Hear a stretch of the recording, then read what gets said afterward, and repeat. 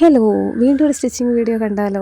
ഇതെന്നാണെന്നറിയോ, ഇതെനിക്കുള്ള ബ്ലൗസല്ല കേട്ടോ, ചിന്നിനുള്ള. അതാണ് ഞാൻ ഇത്ര സൂക്ഷ്മതയോടുകൂടി വരയ്ക്കുന്നത്. വേറൊന്നുമില്ല, ഞാൻ പാറ്റേണൊക്കെ വെച്ചിട്ട് ചെയ്യത്തുള്ളൂ. കാരണം എനിക്കത്ര തയ്യലിൽ അങ്ങനെ എക്സ്പേർട്ട് അല്ലാത്തത് കൊണ്ട്. പക്ഷേ പഠിച്ചിട്ടുണ്ട് എന്ന് വെച്ചാൽ ഫാഷൻ ഡിസൈനിങ് പഠിച്ചപ്പോൾ നമ്മൾക്ക് ഒരു സബ്ജക്റ്റ് തയ്യൽ ഉണ്ടായിരുന്നതാണ്. പക്ഷേ എന്നാൽ പോലും ഉണ്ടല്ലോ, എനിക്ക് വലിയ പിടുത്തമില്ല. ഞാൻ അങ്ങനെ തയ്ച്ചൊന്നും ആർക്കും കൊടുക്കാറില്ലല്ലോ. അപ്പോൾ ചിന്നുവിന് പറഞ്ഞാൽ ആദ്യം തയ്ച്ച ഫ്ലോപ്പായിരുന്നു. അപ്പോൾ ഞാൻ രണ്ടാമത്തെ തയ്ക്കുന്ന കേട്ടോ. ആദ്യം തയ്ച്ച പണ്ടാണ്, ഇപ്പോഴെങ്ങുമില്ല. അപ്പോൾ എൻ്റെ തയ്ക്കുമ്പോൾ നല്ലതാണെന്ന് ഇവർക്കൊരു പരാതിയുണ്ട്. അപ്പോൾ അത് വെച്ചിട്ട് ഞാനങ്ങനെ ചിന്നുവിൻ്റെ തയ്ക്കുന്ന ചിന്നുവിന് നല്ലതായിരിക്കും ഇല്ലെന്നൊന്നും അറിയില്ല കേട്ടോ. അതിനിടയ്ക്കാണെന്നുണ്ടെങ്കിൽ എനിക്ക് തിരുവോണത്തിന് എടുക്കുകയാണെന്ന് നിങ്ങൾ കണ്ടു കാണും. തിരുവോണത്തിന് ഞാൻ ഈ സാരിയാണ് കൊടുത്തിരുന്നത്. സാരിയല്ലായിരുന്നു, മീറ്റർ കട്ട് ചെയ്ത് മേടിച്ചതല്ലേ. അപ്പോൾ അതിലിങ്ങനെ ടാസൽസ് എന്നല്ലേ പറയുന്നത്, അത് പിടിപ്പിക്കും കേട്ടോ ഈ കാണുന്നത്. അപ്പോൾ ഇത് പിടിപ്പിക്കുന്നുണ്ട്, ആ കൂടെ തയ്ക്കുന്നുണ്ട്.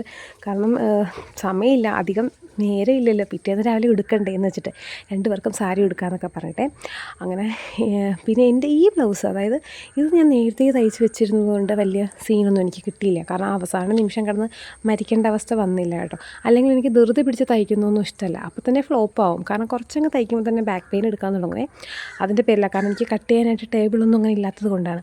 അപ്പോൾ ഇതായിരുന്നു ചിന്നുവിൻ്റെ ബ്ലൗസിൻ്റെ ഫൈനൽ ലുക്ക്. പുള്ളിക്കാരി അധികം വീഡിയോയ്ക്കൊന്നും നിന്നിട്ടില്ല കേട്ടോ. അതുകൊണ്ട് ജസ്റ്റ് കയ്യിലുള്ള ഒരു ക്ലിപ്പ് വെച്ചിട്ട് ഞാനങ്ങനെ കാണിക്കുന്നില്ല. നോക്കിയിട്ട് കണ്ടിട്ട് അഭിപ്രായം പറയാം. നെക്സ്റ്റ് വീട്ടിൽ കാണാവേ. Bye bye.